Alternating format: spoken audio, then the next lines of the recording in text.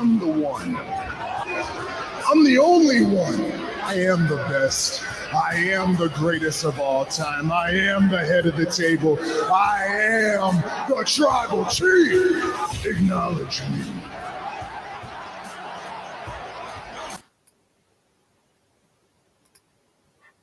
Woo! That's right. That's right. It's me, it's JPC once again in the house. Had a real active week of college football, a lot of controversy.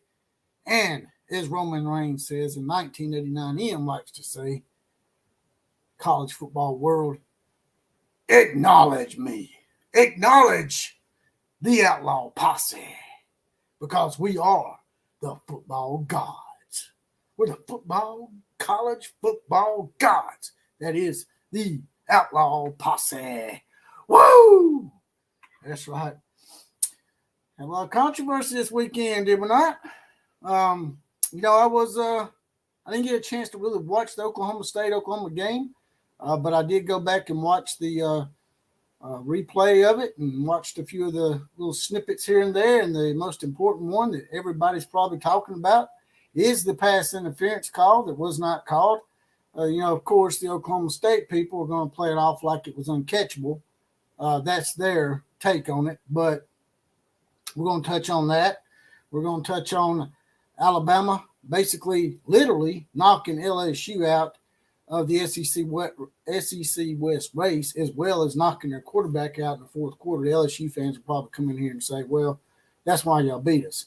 But Alabama was already up by 2 touchdowns when that happened, so shut the hell up. Also, looks like old Linky Boy. Looks like old Linky Boy done pulled a Vince McMahon on Alex Grinch. Finally. He told Alex Grinch, you're fired. I think old Linky Boy waited a little bit too late to do this, did he not? They've already lost 3 games, and last night they gave up 52 points and basically made Caleb Williams have a complete meltdown on the sidelines. He looked like he wanted to crawl back up inside of his mama's womb. She had some kind of poster board or something or purse or something covering his face, and he was over there contorting. I thought the man was about to have a seizure. I'll be honest with you. As a matter of fact, I got a clip on that shit, and I'll show y'all in just a second. Well, let's see who's up in here in the house real quick. This is like we got 1989 M in here. Lynn Abbott's up in here. Charles Van's up in here. Killer Breeze is up in here with his badge. Jack's up in here with his badge. Jeff Payton's in the house. Mike Wilkerson, I don't know if you're still here. I see a bunch of comments from you. Who else is up in here? I already got 34 people in the house. Lone Wolf's in the house. Who else? Thunder OU Center. Did I say your name, brother? Hank. I think I already said Hank. Who else? Who else is up in here? Who else has been commenting here? Sooner Ross is in the house. Mike Cappy's in the house. Speaking of which, we got down here at the bottom, as you'll see, we got some sponsors for the show, actually. They've given me some nice little trinkets here. As you see, Moe's Woodsmith Shop scrolling across there with Eric Mofield's. There it is. His information, if you want to get you one of these nice cutting boards. Never use a laser on this. He's never used lasers. It's all handcrafted. Just get in touch with Eric, and he'll get you one of those fine boards. And as you also saw, scrolling across there, was McFab LLC. They made me this great sign. Metal casted, powder coated. Great stuff. Y'all check them out. Give them a holler if you want something like that. Now, getting right into it here. I don't know. I might have a guest tonight. I might have Jonathan over on here. Maybe even Killer Breeze will sneak up in here. You never know with the killer, right? Killer's always lurking.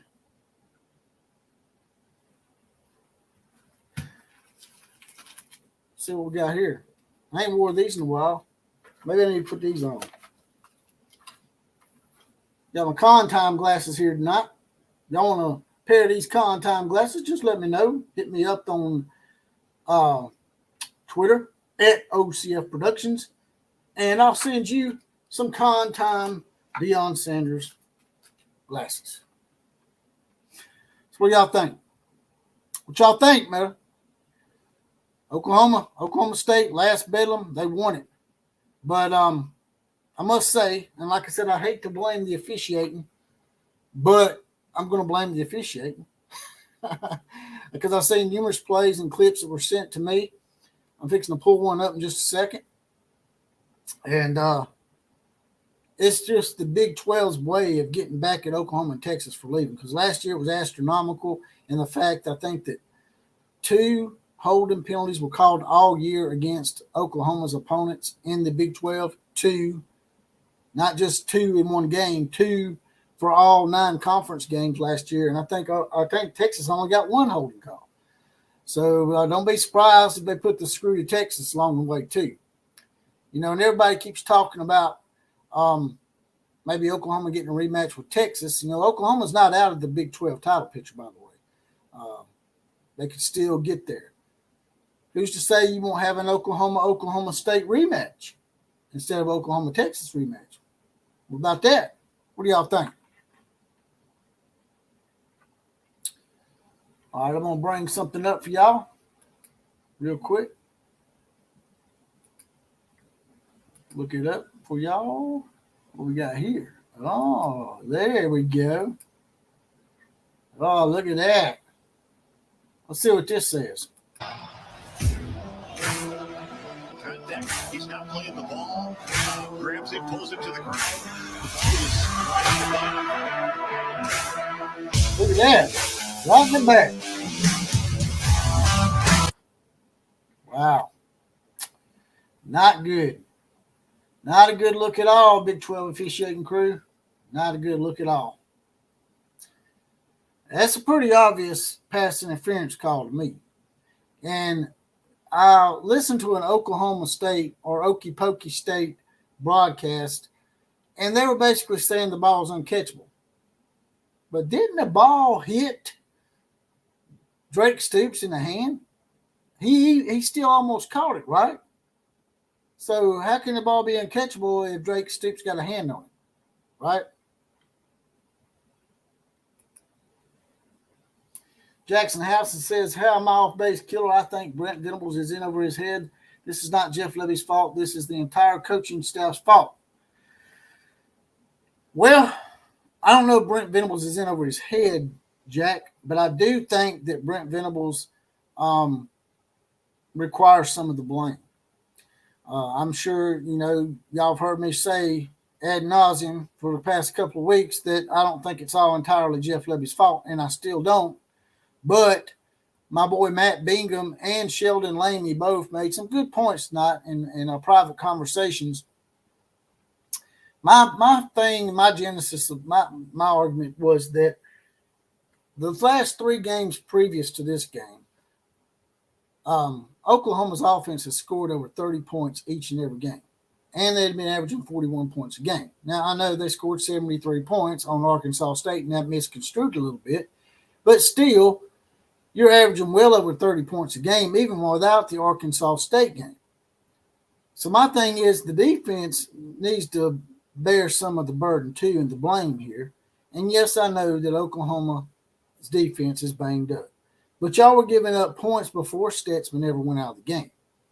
But the argument that Matt Bingham and Sheldon Laney were making, which sort of changed my mind just a little bit, but I still think that Jeff Levy still is getting too much blame.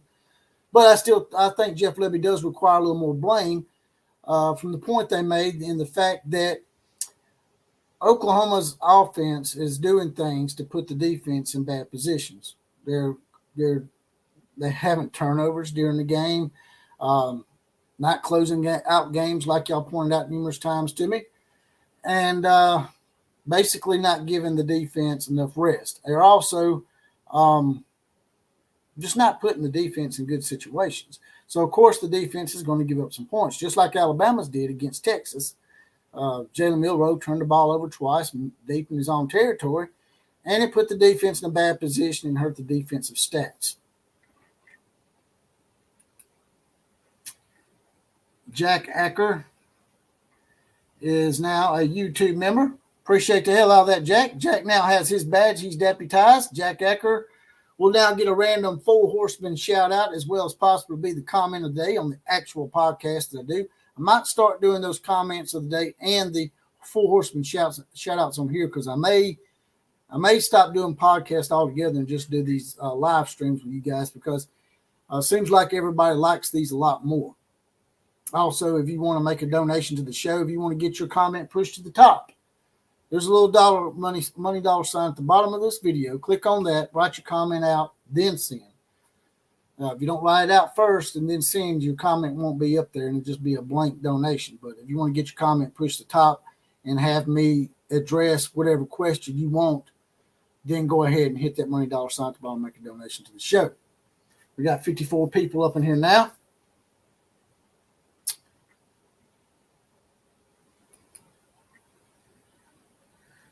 Jack Gordon ran for 135. Killer said he struggled because of 2 games he got 300. So, yes, Gordon struggled. 135 yards rushing ain't really struggling, is it? I'm just saying. I'm not trying to start an argument. I'm just debating with you, Lori. 130. Did he run for 135 yards?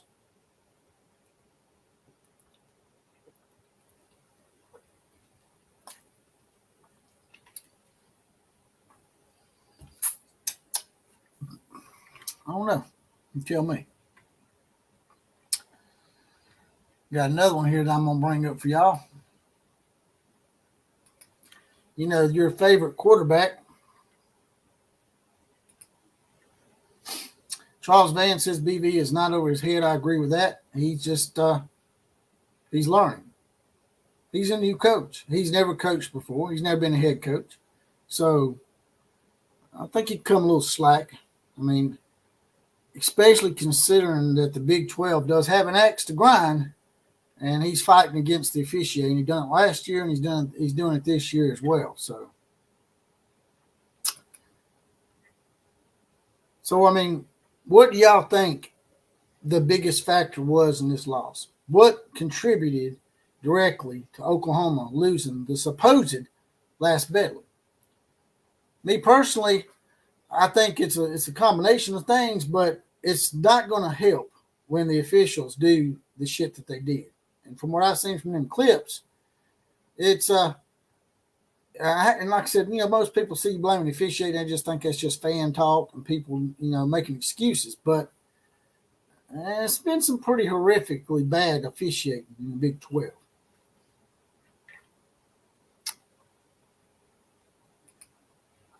Mike M's in the house. OU defense only allowed at 27 points. Only 27 points, Mike. OU offense performed poorly against an average D. Still scored 24, right? And 27 points is not really a good defensive outing. I mean, as a matter of fact, it's probably the best defensive outing y'all have had in the last 4 games, right? I'm not blaming the defense, and I'm not blaming Jeff Lebby either one. I'm saying that this is just a process, man. A process of a new coaching staff. They're still trying to gel. It's only the 2nd year, and it's not even 2 full years yet. So what I don't understand, Mike, is why you're so freely ready. Everybody's so freely and ready to blame the Oklahoma offense.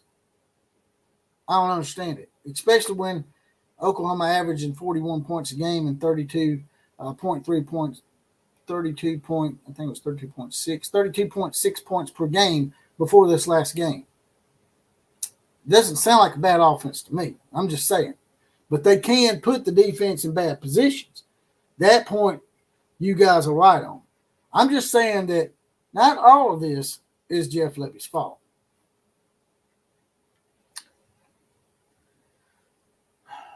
What she is saying is Ole Gordon's held an all-time low yard rushing. Our defense did everything to help the offense win, but they still give up 27 points, Mike. That's all I'm saying. They give up 30-plus in other games. But like Matt Bingham and Sheldon Lamy pointed out, the defense might have given up those points because the offense put them in bad positions. But moving on from that, what do y'all think about Caleb Williams out there I mean, he looked like seriously. I mean, let me pull something up real quick. This guy explains it perfectly why this wasn't just someone normally crying. I've seen players cry before and be passionate, like Tim Tebow did when Alabama beat them, and A.J. McCarron of Alabama when he made a last-second touchdown against LSU. But it's the way he was heaving and lurching and just contorting his whole body, man. You don't cry like that as a man to me unless someone passes away in your family or something. If he's going to lose his bowels and his noodle every single time he loses the games like that, he's not going to last in the NFL. Mary Caleb Williams will be the next Vince Young. He's got mental issues. He thinks the team's going to give him part ownership in their organization, and he can't even handle a few losses. Really? By the way, the Four Horsemen shout-outs are down here at the bottom, and they go to Mike Happy, James, Nellie Martin, ND Gov, are the Four Horsemen shout-outs of today's show. So congratulations on that. And if y'all want to get your Four Horsemen shout-out and get your badge like the rest of them in here, I just shouted out Fred Bagley and Mike Wilkerson. I can see right here on the screen have their badges. All you got to do is hit that join button, that subscribe button. It's not but $2.99 a month, 75 cents a week. That's just a bottle of water. You'll get your badge. You'll get deputized. And you'll possibly get a Four Horseman shout-out as those guys and gals just did. And possibly be the comment of the day. Also, if you have an Apple phone, you might have to go to your laptop or computer because it doesn't mess with YouTube memberships. Craig Smith is right and correct in saying everyone hit the thumbs up for the Outlaw. That would be highly appreciated, and I appreciate you saying that, Craig. Jeff Payton's in the house. At Jack, all right, let's stop there. At Lori Brogdon, never came on here actively looking for a man. This whole thing is an inside gag. What are you talking about? I was trying to give you a comment, man. That's not even sports related. What are y'all doing in there, man? Y'all trying to make out in the chat room? Y'all chill out now. Y'all go get y'all a hotel room or something. Storm 4601's in the house. He also has his badge. He says, I don't care about the stats in the end. They don't matter. How many times did you push the ball across the goal line? Bright side, we got us a running back. Number 27 is definitely number 1. Number 27, that is Tawi Walker. Is that correct? Am I right on that?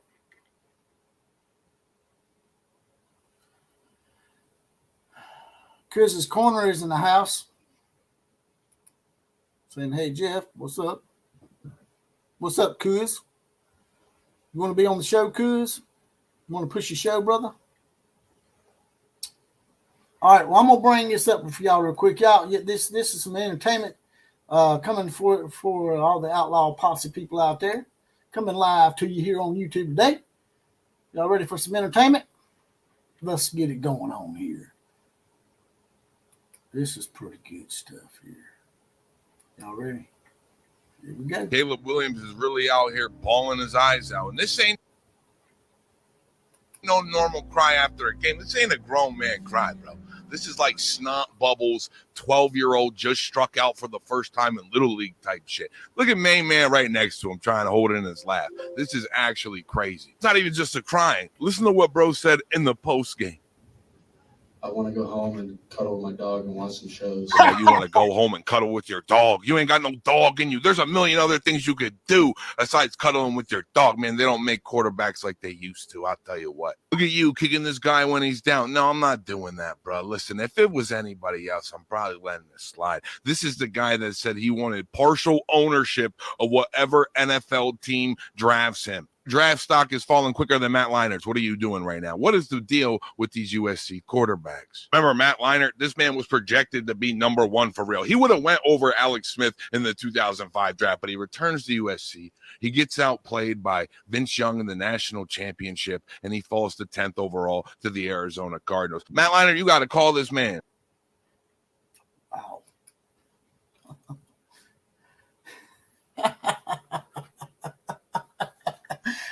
Woo! Snot bubbles. Holy shit.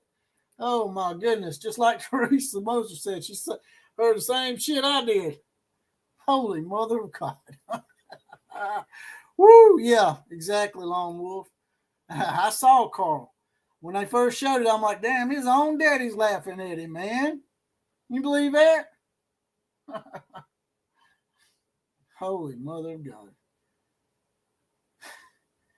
Yeah, he is a mental case. You're right. He is definitely a mental case. Killer Breeze. Jack Ecker. What do you got to say about it? Not a Caleb Williams fan by any means, but an ex-high school wrestler. Taking an L can be a real shitty feeling, especially when you're super competitive. Sure, Jack. And I said Tim Tebow crying, J.J. McCarron crying. I've seen other players cry, but there's a difference in crying. And like this guy said, and snot bubble crying, lurching and contorting and acting like the world has just come to an end, or you just lost your father or your mother or your kid. I mean, that kind of crying is reserved for horrific things, in my opinion. I mean, I thought he was going to flip out and his head was going to start turning around and shit. I thought maybe this was another episode of The Exorcist, except come to fruition on the football field or some shit. You just don't cry like that, Jack. That's all I'm saying. There's nothing wrong with crying. That's just, that was a little over the top. Don't you think? Do y'all not think that was a little over the top? It's just a little over the top to me, you know? By the way, if y'all want to get your comment pushed to the top, there's so many comments coming in here now that I can't get to everybody's. So if you want your comment read out, there's a little money dollar sign at the bottom. Hit that, click on that, write your comment out, send it on. It will highlight your comment, and I will read it out, and I will address your question post haste because I just can't see them all. Kuz's Corner says, cuddle with his dog, painted fingernails, snot, bubble crying. That sounds like a ass backward version of Ric Flair, don't it? Instead of jet flying, kiss stealing, son of a gun, he's cuddled with his dog, painted fingernails, snot, bubble crying. Jackass of a man. Woo! Jesus Christ, man. I can't get enough of that. Hey, I'm going to show y'all another one. This one's pretty. I think it's about the same thing, but just a little more emphasized on the whole dog cuddling shit. You want to see some more dog cuddling? Let's see what we got here.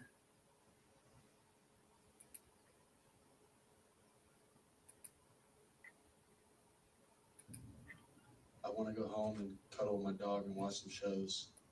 I don't know what I like. We lost the game. Something to work hard for. Say that again. I want to go home and cuddle with my dog and watch some shows. What?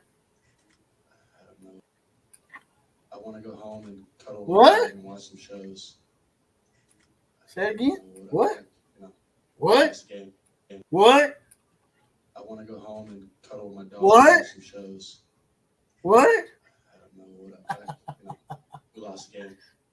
Something to work hard for throughout months. Oh my goodness. Years. It's a big game. Oh my goodness. Win.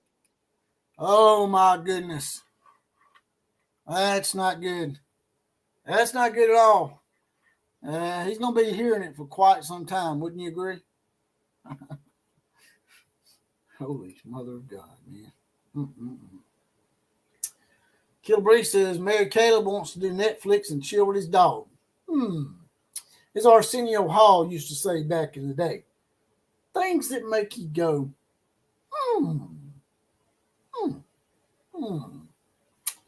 You know, and Arsenio Hall and Eddie Murphy, I think they had a little, how can I put this nicely without getting in trouble? I think they were skittle shitting long before the skittle shitters were skittle shitting. Eddie got caught up with a transvestite on Hollywood Boulevard. And, Arsenio Hall used to dress up like a woman sometimes. But, I'm getting off. Y'all get me off kilter here, man. Y'all get me off kilter. Right, guys, in the house with his badge, I would usually be happy to see SC lose, but unfortunately they had to lose to the school up north, that being UW. The old Rye guy, he's an Oregon Duck. Oregon Ducks are looking good. Like I said before, I think that had Oregon not went for a couple of those fourth downs, I understand being aggressive, but I think there was too many fourth down tries against Washington to win that game. So I think if Oregon were to get a rematch with Washington, I think the Oregon Ducks would probably beat Washington. I don't know how does that work. Do y'all have divisions still in the Pac-12 for the Pac-12 title game? Because if you don't have divisions, well, then you might be able to get a rematch with Washington and rectify that shit.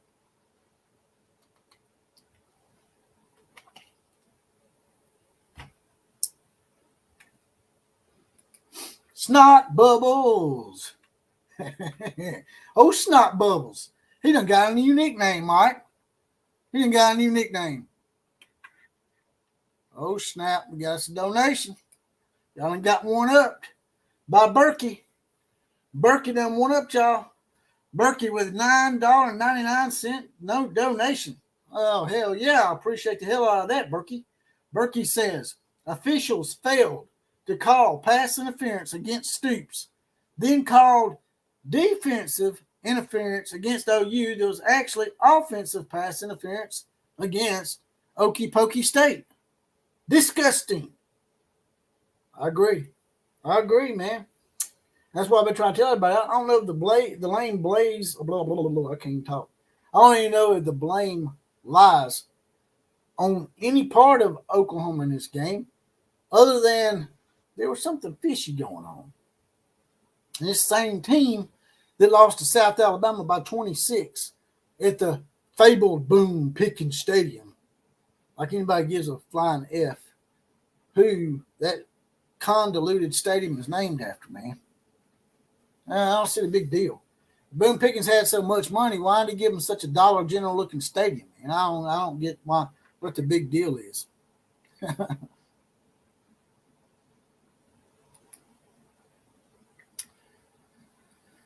But as y'all can see, if you want to get your comment highlighted and push to the top, I will read it out post haste immediately, and I will address your question.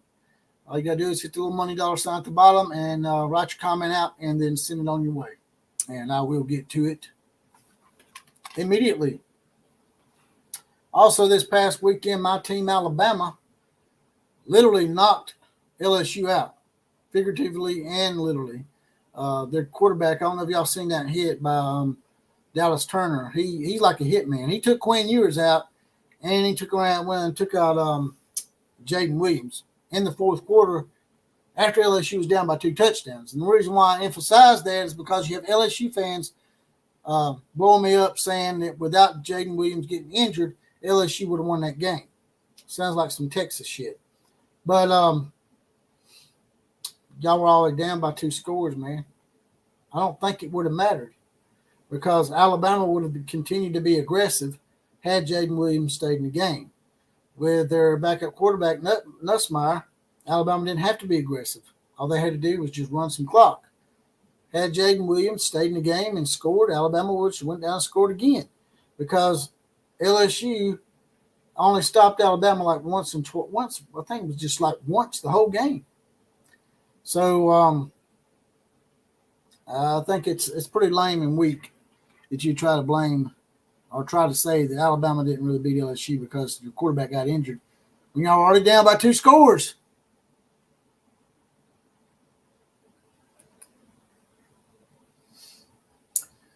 Jack Acker says, Outlaw, you think the Crimson Tide could 1-2 punch the Ugga Bull Puppies out in an SEC championship game? The Tide's looking strong.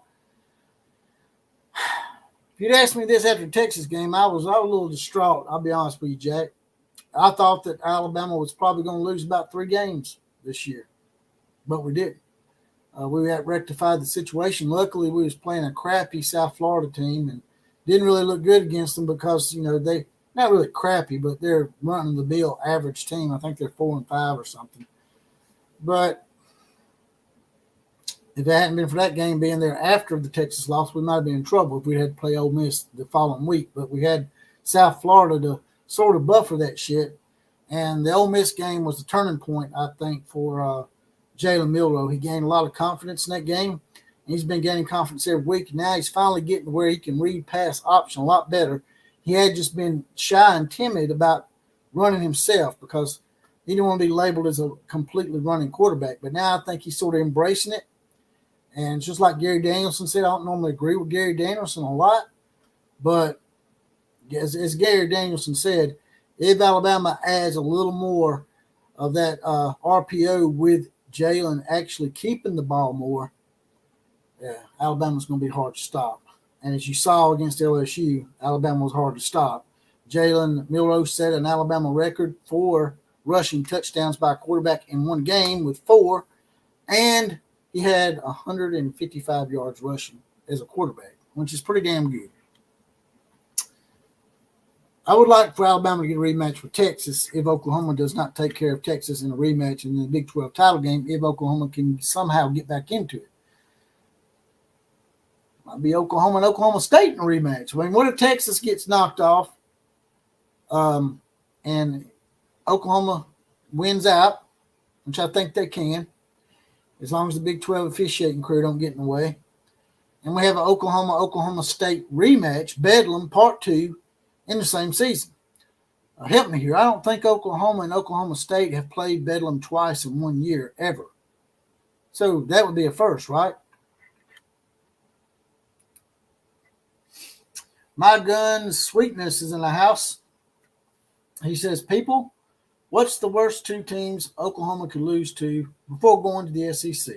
OSU, Kansas. Commissioner said he was going to screw us on video. It's what he's doing. It's a fraud. I agree. He made a little bit of an alluding statement at that Texas Tech function, luncheon, whatever they do down there in Lubbock, because that's a weird-ass place. Don't go there. You can help from going there. Don't go to Texas Tech. I heard they throw tortilla shells at you and batteries and all sorts of shit down there. But that's a very good point, my gun Sweetness. Like that name, brother.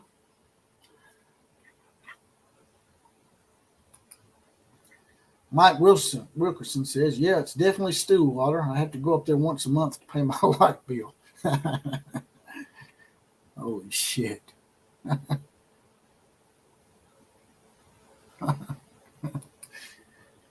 Mike Cappy says, if USC and OU can win out, the Alamo Bowl is a shot to kick some Tebow ass. I didn't think about that, Mike. That's a damn good point. That would be, I was sort of leery of Oklahoma getting a shot at USC this year. I was scared, that, y'all's defense may not be able to hold their offense down enough to where your offense could actually put up enough points to beat their offense.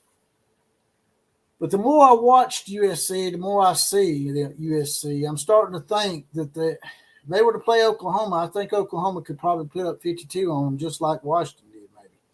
At least 45. No, man, Oklahoma's defense. If Oklahoma's defense is completely healthy for that game, yeah, I wouldn't mind seeing a matchup with them. If y'all still got a lot of injuries like y'all been talking about, I don't know if I'd want to play USC and give them a chance to get one over on you. I just don't know if it'd be worth it, man, to take a loss from them and Okie State in the same year. That would be a double-decker, and it would cause a lot of angst and turmoil and friction amongst the Oklahoma Sooner fan base. They're already pissed off and wanting to fire Jeff Lebby. And yes, Jeff Lebby, he bore some of the blame in this. All I'm saying is I don't think he's completely to blame.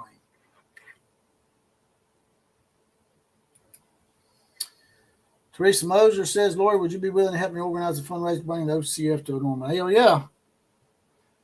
If y'all give me a ticket to come up there, I'll be up there. I'll try my damnedest to make my way up there. I don't know how the hotel situation is up there. But, yeah, the hotel thing would probably be the problem, is getting a reservation.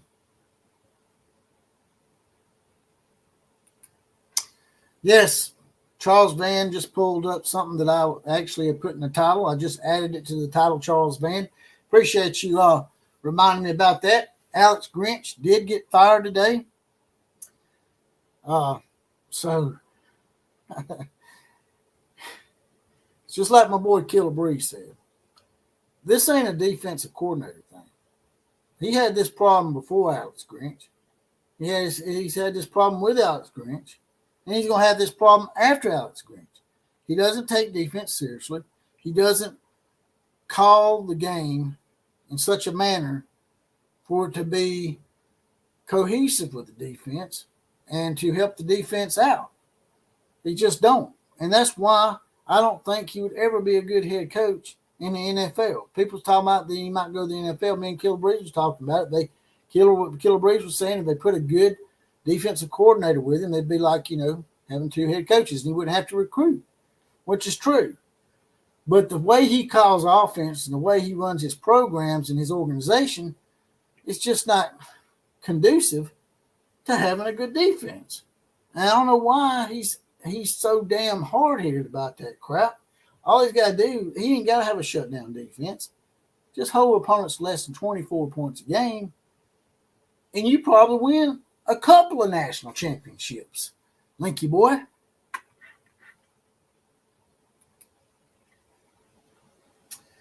Jack says, I hate to say it, but I don't want to see them play USC because I don't think our defense can stop Tebow's offense, not this year anyway. That's the exact point I was making, Jack. That's the exact point I was making.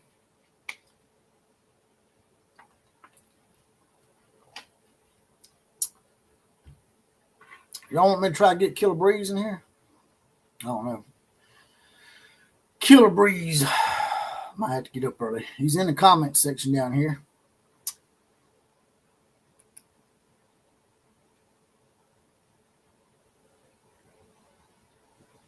Where you at, Jeff Payton? I ain't been hearing much from you, man. You done dipped out on us. Mike Wilkerson says, Mike M., Okie Light fans are like little Chihuahua dogs. Just get a little spray bottle and spray them. Yeah. I like to call them Okie Pokey State. I don't know why, but it pisses them off. So, once I find a button on somebody and I see it's a button, I just start pushing the hell out of it. So, yeah. Brendan's in the house. Yeah, I want to see an OU USC game before Tebow leaves, but yeah, this year would make me real nervous. Exactly.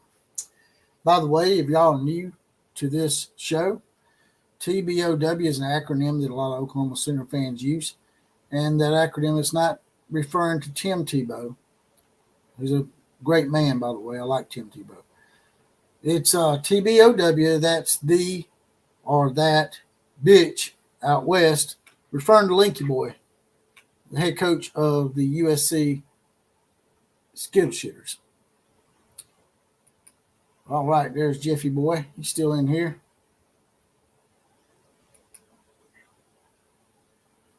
So Sooner Ross is the man, huh? Sooner Ross is the man. Ah, shit. Y'all like the days of your lives up in here. OSU only cares about beating Oklahoma. They could care less about a conference title, right? Let me invite Killer Breeze up in here. Copy. All right. Well, shit. Let me do that. Here we go.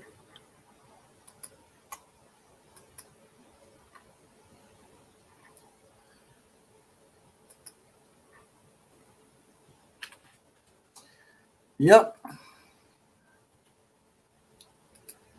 Big 12 officiating. I bet y'all can't wait to get up out of there. That's why in this clip it shows, if you read this clip right here, I'll show it to y'all again. Let me bring this clip up for y'all again.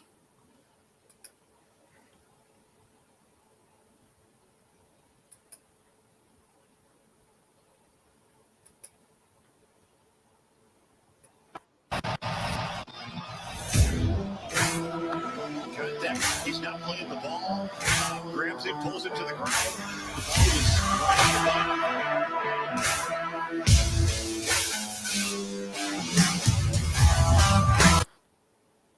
Yep, pretty much.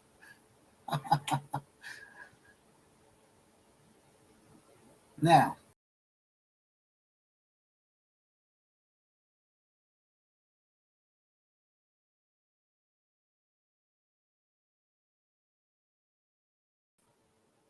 all right, sorry about that. A little technical difficulty, but I'm back up in here. That guy says in that video, this is why Oklahoma and Texas cannot wait to get to the SEC because of shit like this. And it's exactly the reason why Oklahoma and Texas left. They were tired of, carrying the rest of the conference. Now, while they may not make the title game this year because of some nefarious officiating encouraged by your mark,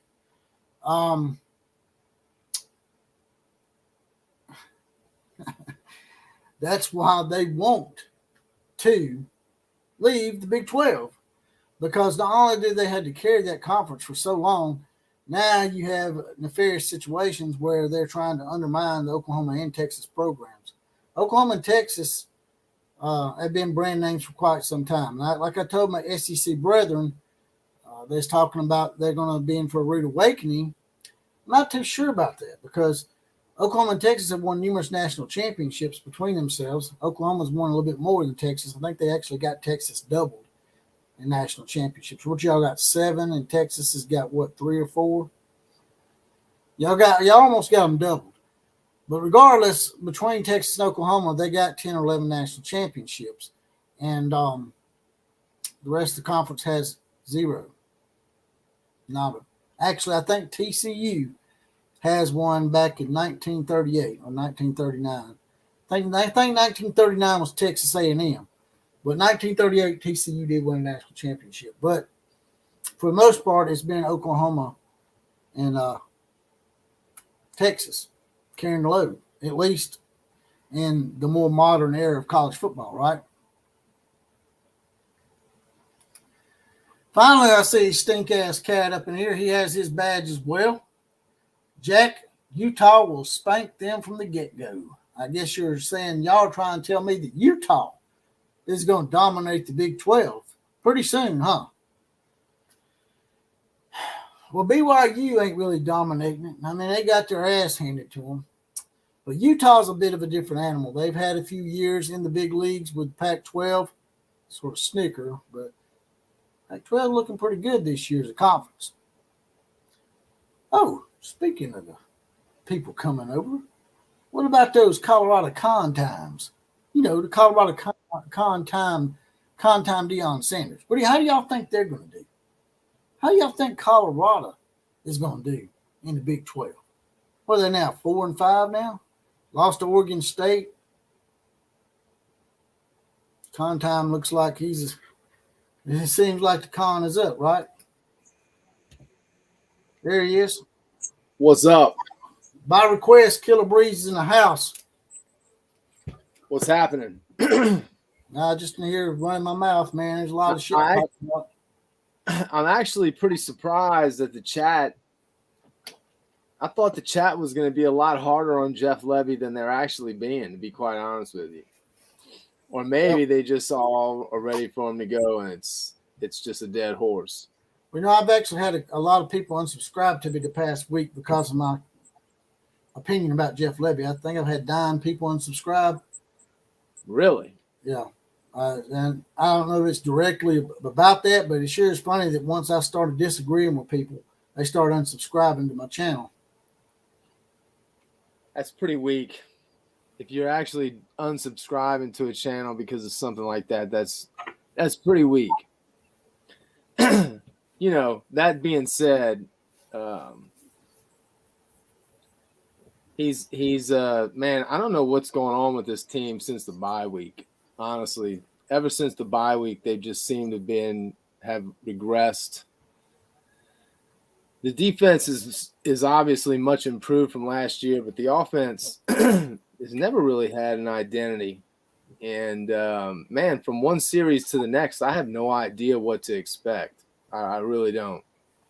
You know, a lot of Some people of throw that out there. They talk about the offense has no identity. Alabama fans was doing that with our offense at some point, but I mean, what does that really mean, man? I mean, everybody has to run the ball and pass the ball. There's only two options.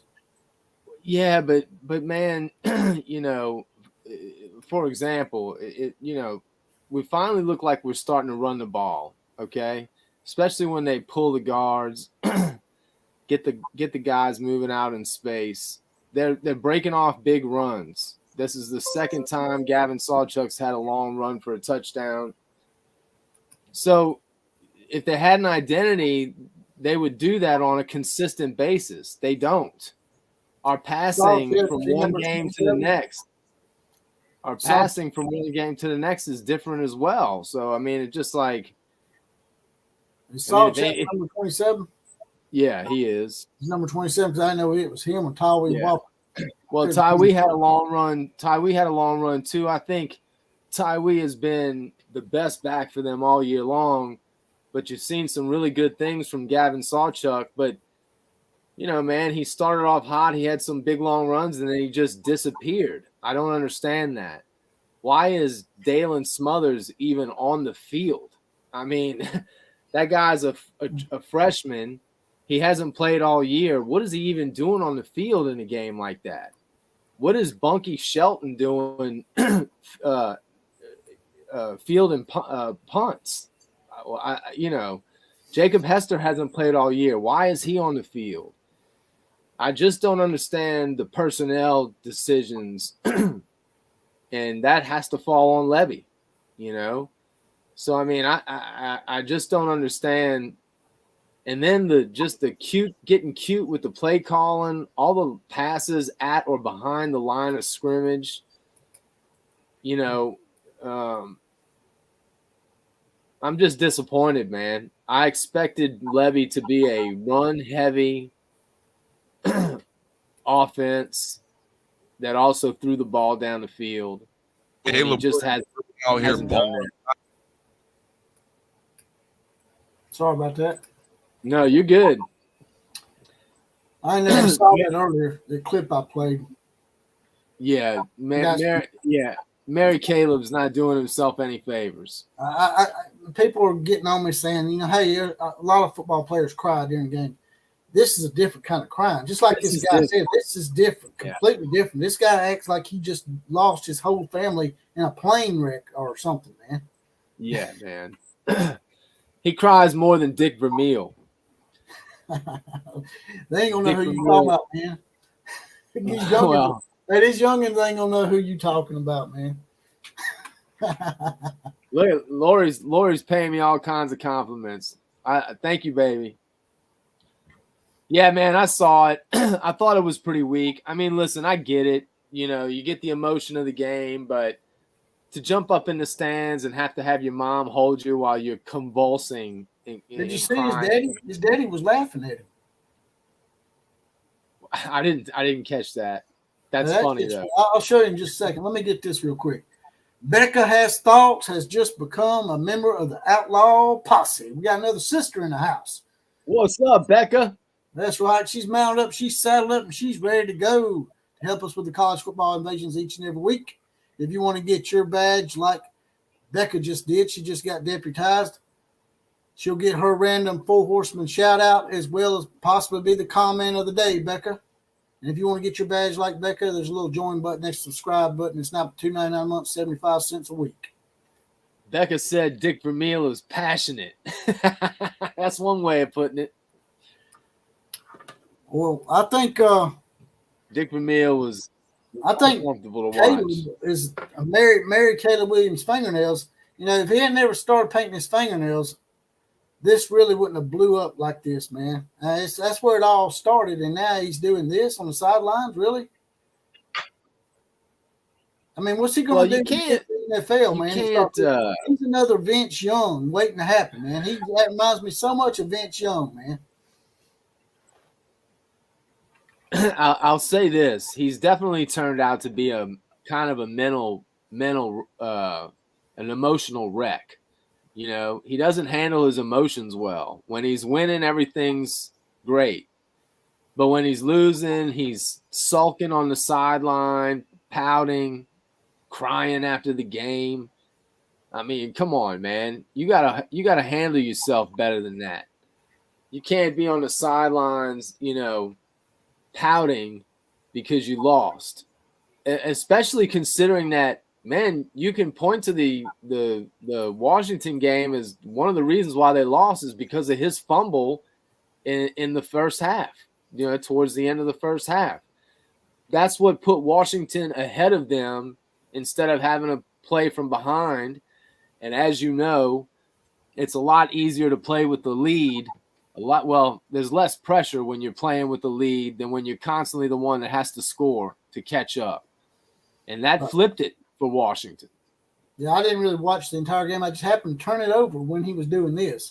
So that's why I looked for his clip today. I want to play his clip for you real quick. And I want you to it's probably going to be hard to notice with him contorting like that. I thought he was going to flip out and have a seizure, man. But, it looked like, yeah. But look at his father on the left right there. Watch his face. Ready? Yeah. Caleb Williams is really out here bawling his eyes out. And this ain't no normal cry after a game. This ain't a grown man cry, bro. This is like snot bubbles, 12-year-old just struck out for the first time in Little League type shit. Look at main man right next to him trying to hold it in his lap. This is actually crazy. It's not even just a crying. Listen to what bro said in the post game.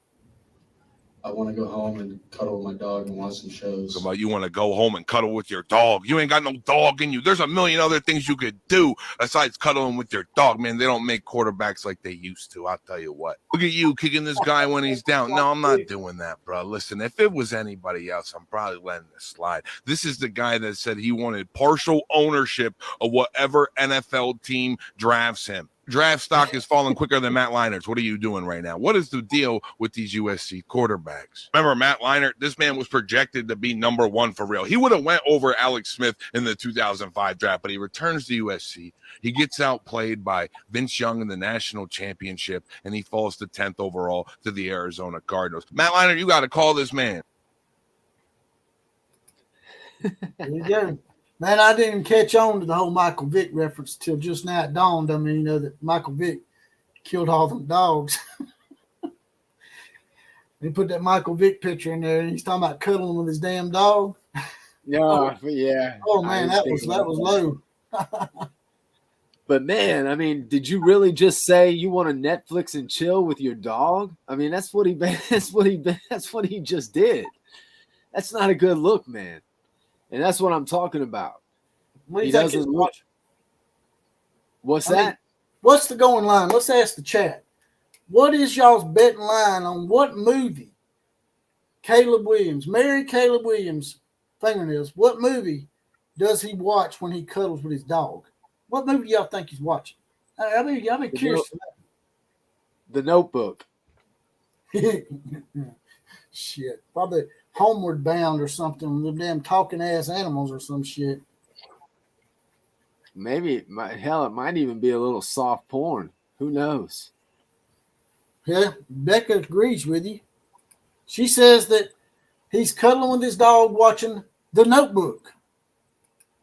Jack Ecker says he's cuddling with his dog watching Sesame Street. Hank says the crying game.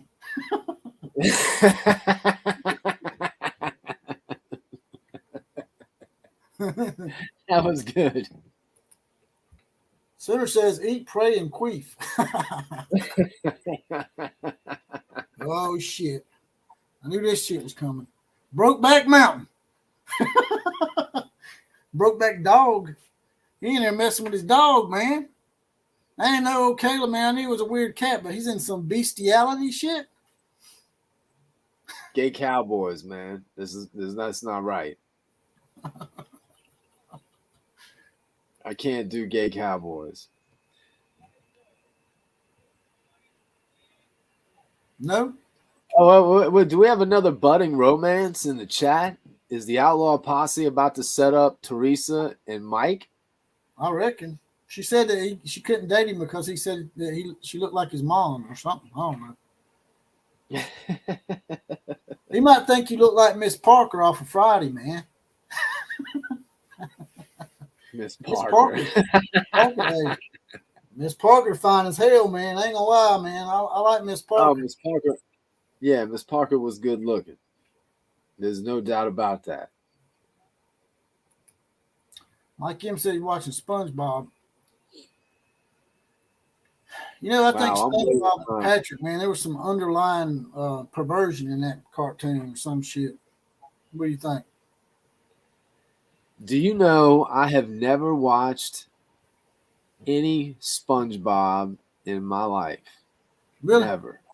Well, No. you know, I don't have any kids. Yeah, my kids growed up on that stuff, so I was pretty much forced to watch that shit. Yeah, I don't have any kids, so I never seen SpongeBob. If y'all don't mind, jump out of the chat and smash the like button. It'll push this show out. The algorithm will push it out to more people, and we can get this party crunk up even more. Yeah, we definitely need to get it. I was pretty much hardcore on, hey, y'all need to quit piling on Jeff Levy. I've been saying that, but like I said, I talked to a few guys, Matt Bingham and Sheldon Lamey, and they sort of made a good point that, the defense is giving up points, but maybe it's because the defense is being put in bad situations by the offense. I haven't watched them enough in depth to really make that judgment. Maybe you can tell me if that's the case. Here's the biggest problem. The biggest problem is that the offense has not played complementary football at all. The defense has given them short fields and stops the whole year, and very rarely will the offense follow it up with scores. Hell, long drives, much less scores. Just taking time off the clock with a nice long drive. I mean, this is 2 weeks in a row where the defense has gotten interceptions and turnovers, and we do nothing with it. So what's crazy is in this last game, they would be driving great, getting big chunks of yardage, and then they'd pass midfield and get to the 40, the Oklahoma State's 40 or so, and just stall out. All of a sudden, the play calling would get cute again instead of just, man. I'm tired of all the east-west passes at the line, behind the line. I want them to run the ball north-south and stretch the field with the passing game. That's what I want to see. I want to see intermediate and longer route. And here's the thing. Maybe the deep ball is just too much for Dylan Gabriel, because I tell you what, man, he has hit very few deep balls in stride. Almost all of them are underthrown. So he either needs to – he's not going to get his arm any stronger, so he needs to start either cutting the deep ball out more. I mean, that what really frustrated me too. He just made some bad reads, man. He went down the sideline and tried to throw deep balls when he had check downs. Gavin Sawchuk was literally in the middle of the field by himself, and instead he throws down the sideline and doesn't, and it's an incomplete pass. It was a third down, no less. And then there was another one where Stoops probably scores a touchdown. I couldn't get over it, man. I'm like the obvious corruption with the officiating last year, and now this year too. Man, I hate to blame the rest because I sound like one of those unrealistic fans or oblivious fans out there. But if it's obvious, it's obvious, man. Well, man, I just don't get it, man. I'm like, why would y'all want to try to deep six Oklahoma and Texas in their last season here? I understand what you're trying to do. You don't want them to be in the title game because they're leaving and you feel like they're screwing you. But think about it this way. If you get Oklahoma and Texas in your title game, you can make money off of them before they leave. Why wouldn't you want to make that money? The play calling, the penalties, man, I hate bringing it up too because it's such a bad look for the most part. But, man, when it's this egregious – that pass first of all, this is 2 weeks in a row where we've had a BS 15-yard penalty and then followed up by another 15-yard sideline penalty where they get 30 yards. That 97-yard drive that gave them the lead in the game, they were on the 3, and we had a third down, and then they get 30 yards of penalties. And the pass interference that they called on Vickers was offensive interference, if anything. It's either a no call or it's offensive PI, but it sure as hell wasn't Vickers. That was BS. And then they give, Venables the 15-yard penalty. So it's 30 yards. And then they called a 5-yard penalty after that. It was 35 yards of that 97-yard drive came on BS calls. But the pass interference call in the end zone was Stoops. If they call that foul correctly, Oklahoma has 1st and goal from the 2 to take the lead. Well, somebody should be about the whole thing, man. Last year at the Tennessee game where Alabama got really jobbed, it's the first time I'd ever used officiating as an excuse in one of my team's losses. But them officials actually got admonished after the game. They got punished for that shit because it was pretty egregious, as you said. You got you an Okie Pokey State fan in here. He says, how about them Cowboys? Hey, listen, I'll tell you right now, you gotta have hats off to Oklahoma State. They played a great game. Bowman diced up our secondary, and they won the game. I mean, that's all there is to it. But it's hard. The defense shut them down. Oklahoma State was scoreless from about the middle of the second quarter through about the middle of the fourth quarter. Oklahoma's defense didn't allow them to score a point.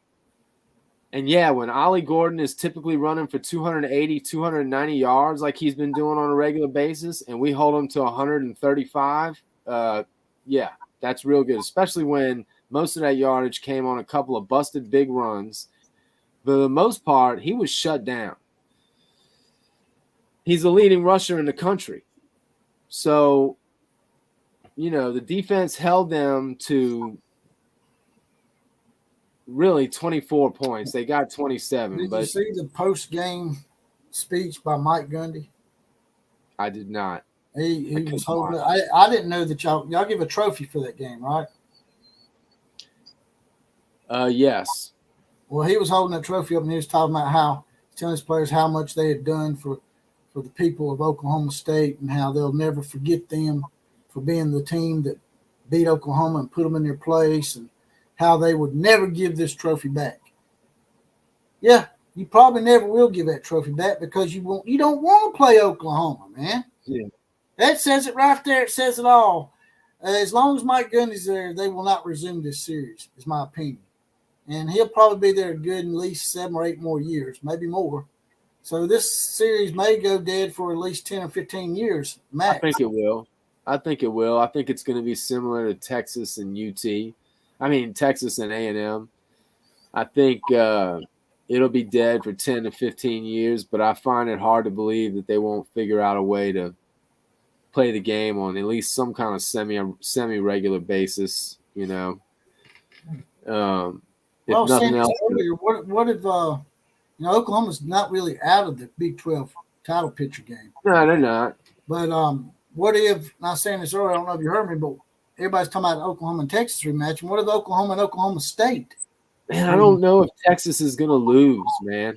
I don't know that they're going to lose again. The referee's going to try to get them? You don't think the referee? Maybe.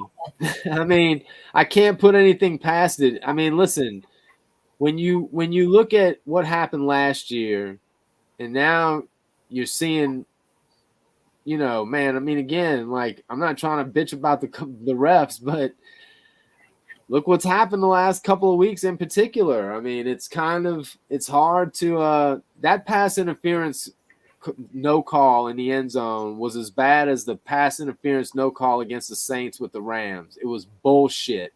The referee was standing right there. He was 10 feet away. Don't bring that. He was looking right at it. That hurts my feelings. That hurts my feelings there, man, because I love the Saints.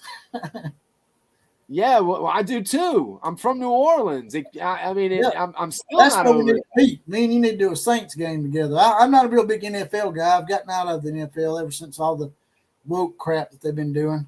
But if I'm gonna get back into it, I'm gonna go to a Saints game with Killer Breeze. Saints games are a hell of a lot of fun. Corey man. Baker says that you're delusional. Who's delusional? Me? I guess.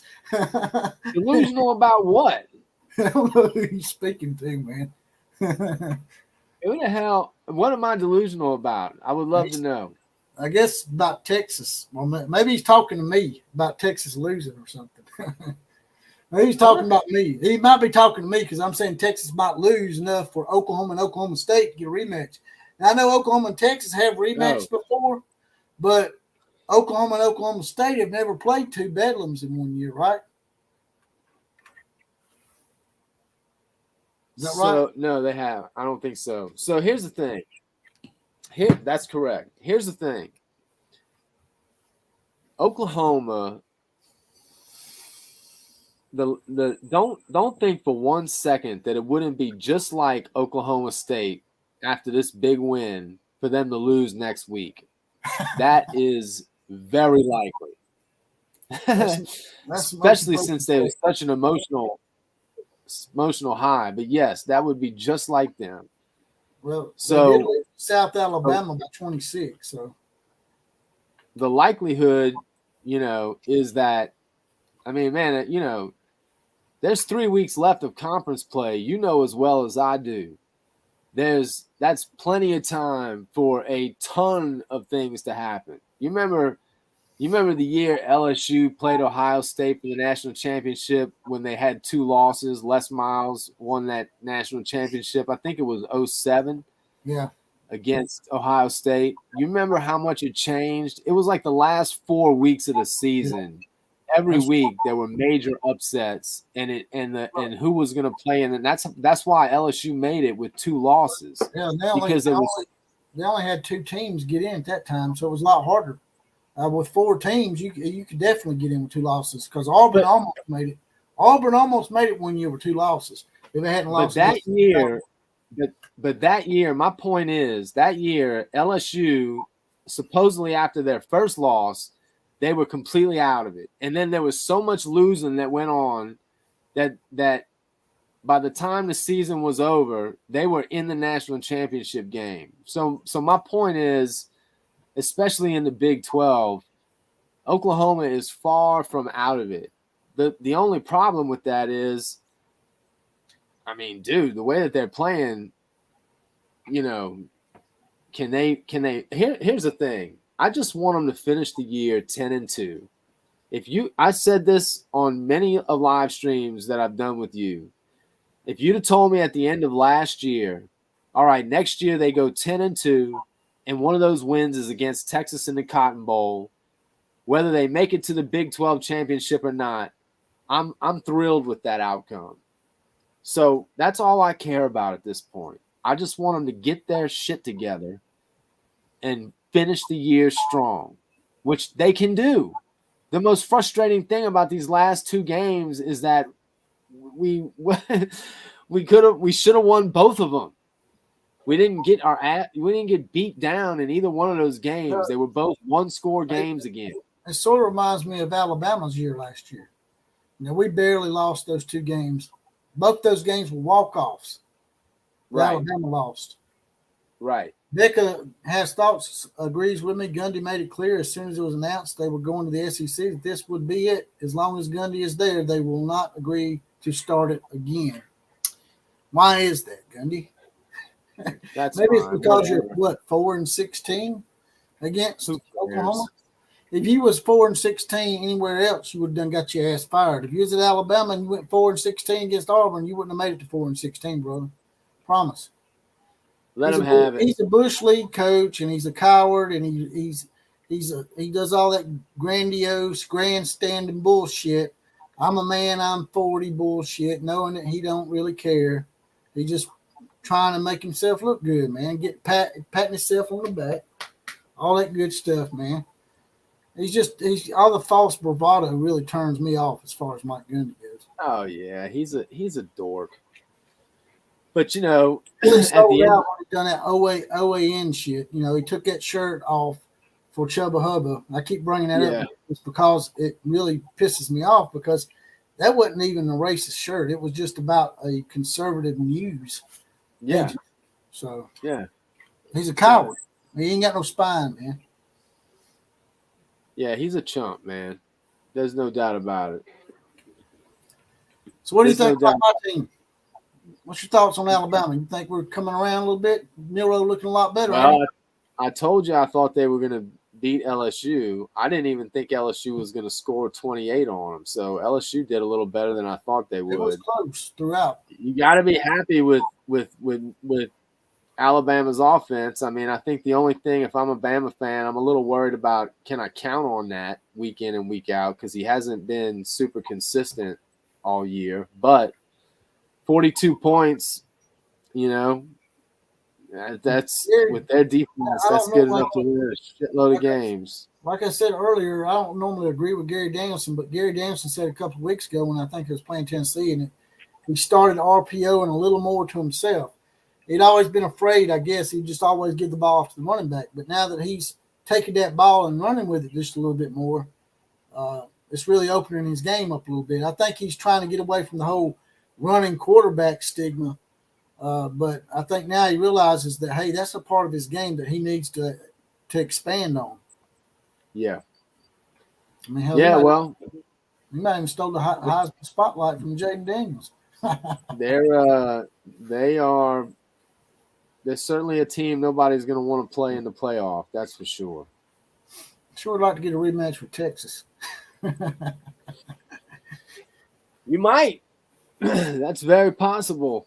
I mean, you very well may get that, you know. I mean, it'd be pretty funny if Georgia loses to Alabama in the SEC championship.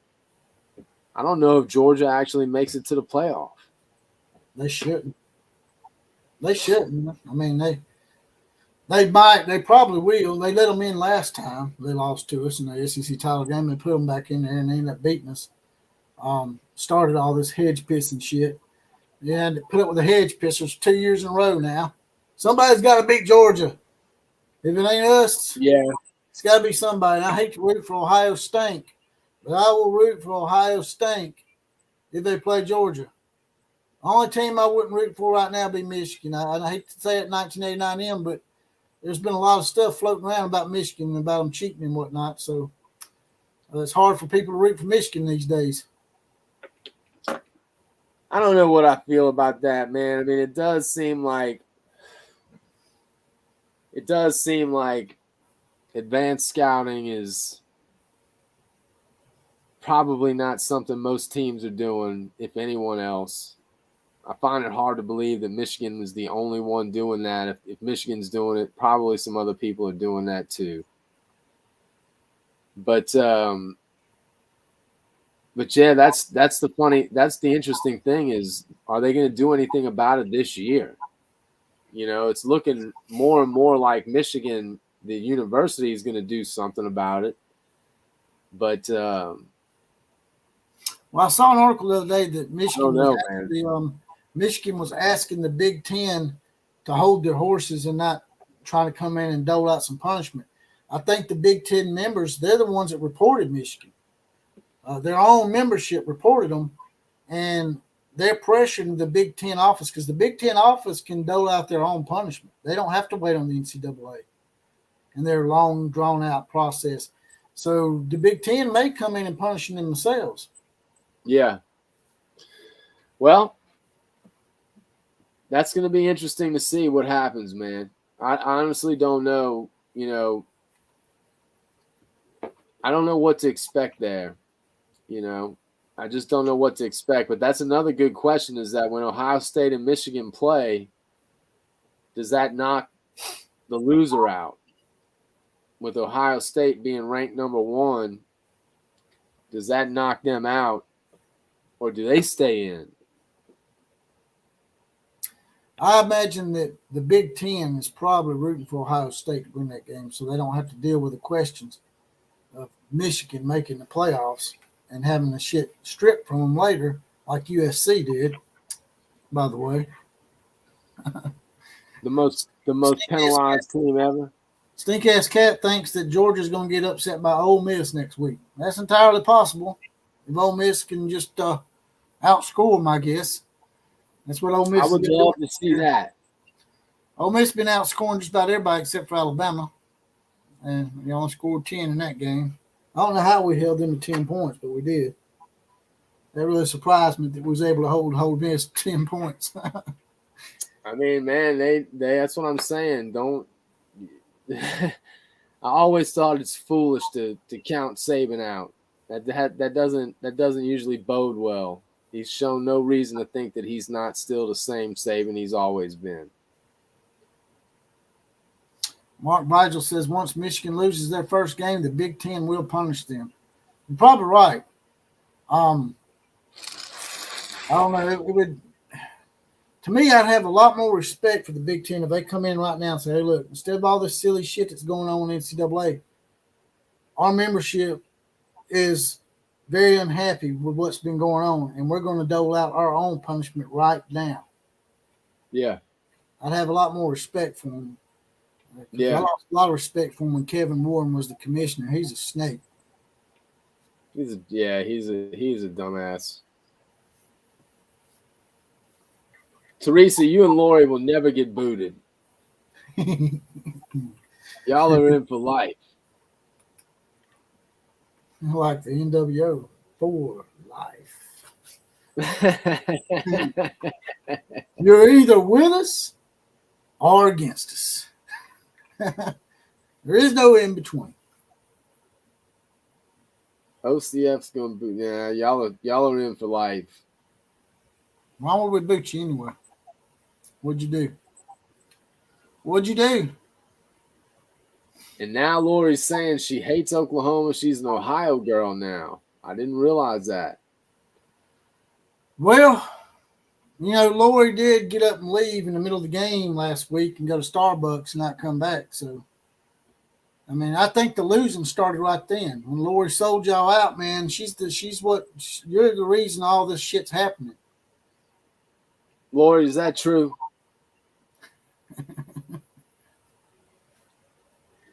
Cinnamon, who is that? Cinnaminson?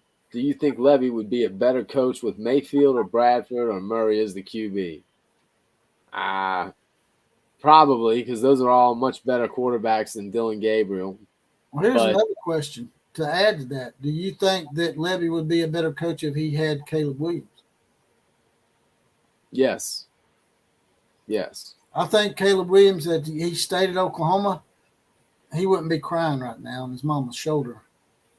No, I mean, the reality is if he stays at Oklahoma, we probably aren't 6-7 last year, and we're probably still undefeated this year. So, yeah, it sucks. And I'm sure he's thought of that. You know, how could he not? The season is over for USC. They're not going to bring in. They're just finishing out the year with their internal coaches. I think they're promoting one of their analysts up to an on-field coach, assistant coach. But they're just going to finish out with Nua.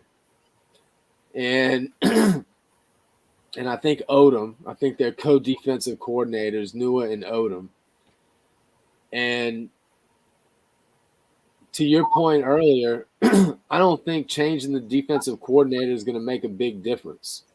You know, I think the culture around defense under Riley is soft, and I just don't know it's going to change that much. So, and I also think if he does get an offer to leave, I think he'll do it. I think he'll leave. This year has been such a failure. You can tell how much he dreads talking to the press. And this is a guy who couldn't get enough of talking to the press up to this point before. Because everybody was just, stroking him off. So now they're actually giving him harsh criticism and he can't take it. You can tell how miserable he is. So I think if he can get out, he will. The question is, to your point, has he already done enough damage to his reputation that maybe he doesn't even get an offer anymore? Maybe he has to stay I think at USC. if I was Caleb Williams, I'd be upset too if I'm putting up those kind of numbers and my defense can't win games for me and I'm scoring 2 points a game. I'd be upset too, not to take up for Caleb Williams, but I'd be upset too. And if I was Caleb Williams, honestly, I would set out the rest of the year. I wouldn't risk getting injured to try to get my team in the Alamo Bowl or wherever the hell they're going from here. I would sit if I was Caleb Williams. Honestly, I would too. I mean, at this point, I don't think it does him any good to risk injury. No good at all. And man, but the interesting thing is that he's actually contributed to some of their losses pretty significantly. He's the whole reason they lost the first time. He threw 3 picks in the first half against Notre Dame, and they never recovered. Right. He fumbled the ball at a critical point at the end of the first half against Washington, and they never took the lead back after that fumble. He has not played great now that he is. Well, it's like you said, he probably feels the pressure that it's all on him. If without him, let me ask you this: without Caleb Williams there, how many games does Lincoln Riley win last year and this year? Last year, he probably goes 8-4, maybe. And this year, he's 500 at best. Godfather's in the house. Godfather SEC. Fellow Alabama fans, just want to give him a shout out real quick. Godfather, I just want to ask you a question real quick. Me and Killer Breeze was talking about it earlier. Do you think that Alabama's starting to come around a little bit? Do you think Jalen Milroe is actually settling into position quarterback and maybe the RPO where he's actually keeping the ball more? Do you think that's a good thing? Do you think that's something that's going to change the narrative for Alabama? Maybe they get back in the mix and maybe get in the playoffs and possibly even win the national championship. What do you think, Godfather? I would have to agree that there's a good chance of that happening. Main thing is past Georgia if Georgia makes it. Georgia might get upset, like he said, by Ole Miss because they're due, I guess, to lose at some point. Missouri could have beat them, but they freaking threw an interception late, man. That pissed me off, man. I want to win so bad. I know. I wonder how good Oregon really is.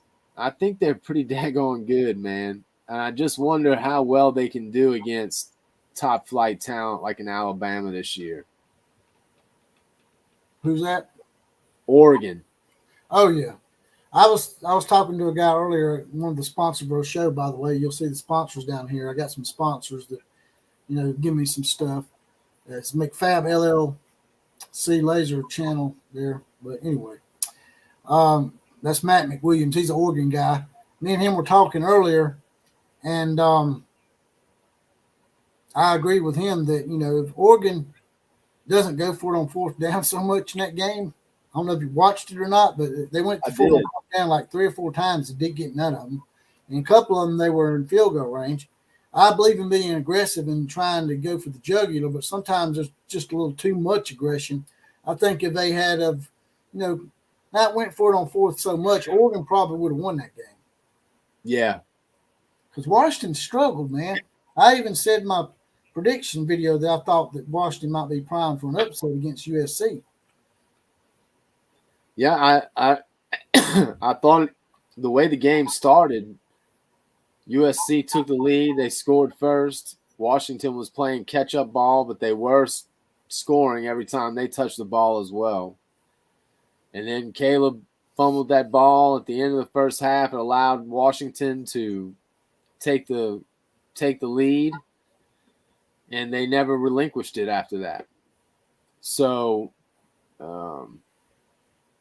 I thought USC had a good chance, and they did. They did. It looked like they were going to win, but got to hand it to Washington. or maybe USC's defense is just that bad. I think they're ranked like 124th out of 133 teams. Damn, man, you just come in with a kill punch. 124th? Yeah. God, man, that's worse than LSU's defense. Yeah, I think they're 124th total defense. And so maybe they're just that bad. But Washington struggled to score points in his last couple of weeks before they played USC, and then they throw up, half 100 on USC. So we got a couple of Oregon fans in here right now. We got the only right-wing Duck fan. He's wanting Alabama and Bo Nix to go head-to-head. Bo versus Bama once more. Bo Nix never beat Alabama while he was at Auburn. So this might be a good chance for him to maybe rectify that. Maybe, Oregon and Alabama have never played, ever. Really? Nope, never played. Now, they played Auburn in that championship game with Scam Newton. But Rye Guy is also an Oregon fan. He says he fears Washington is going to bullshit their way into the playoffs. Let me ask you something. In the Pac-12 title game, did they do away with divisions, or do they still got divisions? Because I know some of the conferences did away with that shit. The SEC is doing away with it next year. They're not going to have divisions. It's just going to be the two best teams in the title game, which is the way it should have been the whole time. Yeah. Is there divisions in the Pac-12 still? I want to say that they're – honestly, I don't remember. I don't know, man. I feel like there isn't. Once right-wing Duck fan can answer that question for us, because if there's no divisions, divisions. Yeah. If there's no divisions, Oregon will get a rematch. No divisions. No divisions. Well, then y'all should get a rematch with Washington, man. And if y'all do, just tell Dan to chill out on them fourth downs, man. I can understand going for it on fourth and one every once in a while, but 4th and 4, don't be doing that shit, man. That's what Lane Kiffin is. Lane Kiffin's, we call him 4th and Kiffin, man. He's always going for it on 4th down. It'd be 4th and 22, and Lane Kiffin would be going for that shit. Yeah. Well, hey, you live by that and you die by it. So I think to your point, probably the best thing would be to just cut it out for the most part. If y'all don't mind, jump out of the chat and smash the like button for us. We got almost 70 people in here. And I'd like to get this thing up to 100 like we did one night. Most we've ever had in here is 153. We won't make that tonight, but hit that like button for us, and then jump back in here. So I don't even know, because I didn't even want to look. Where did Oklahoma fall in the rankings? I didn't see that yet. You might could look it up on CBS Sports or something. Yeah, I can look it up. I ain't got it in front of me right now. Somebody in the chat has to know. Mike just answered. They're 17th. Yeah. Ooh, damn. Dropped the hell out of y'all, didn't it? Nah, whatever. Y'all I y'all going to Alamo Bowl for real. And at this point, man, they just need a win out. That's their goal. Finish strong. How are you going to represent yourself and the school? That's what you need to ask yourself. What gets me is some people calling for Brent Venables' head. I'm like, really? Well, here's the thing. I would understand why anyone might have some questions now, but you just have to let him finish out, man. You got to give him a couple more years of recruiting. I think he's doing good for a first time ever coach, don't you? I do. Oh no, I do. I don't want to get rid of Venables at all. And to back up what you said, and you've said to me numerous times, just to ask y'all a fair question in the gallery here, the comment section. If someone had told you before the season started, you were 6-7 last year, and you're going to go 9-3, maybe 10-3 with a bowl win, you would have took that. 100%. 100%. You would have took a 10-3 season, right? Absolutely. With double-digit class, and look at the recruiting class he's got to go with. That's my point. So if we finish strong, the recruiting should stay intact. He's going to finish with us. If we actually get a couple of the players that we might get, we could finish with the 6th or 5th ranked class. regardless, even if he stays at 7, which I don't think they're going to drop below that. I feel pretty good about that, but you never know. But regardless, as long as he keeps a top 10 recruiting class, especially if it's 7 or better, then you got to be glad with where we're headed. I mean, man, one of the things you got to also keep in mind is that what's hurting us a little bit is that now that we've got some significant injuries, you got, Bowen's not on the field, Stutzman's not on the field, Gentry Williams has been hurt all year. We definitely are showing that competitive depth that we had. A lot of that has gone away, so we just need a couple more recruiting classes of top tier talent, which is what he's recruiting. And I think we're going to be good. My guess is by Jackson Arnold's second year, I want to see where they are then. Not so much next year when he first starts, but the year after that. That gives them 4 years of Venables' recruiting. And we should see a lot different product on the field. Well, Lori says the reason why she has a problem with Brent Venables is because of who y'all lost to. But let me ask you this, Lori. What about the fact that you beat Texas?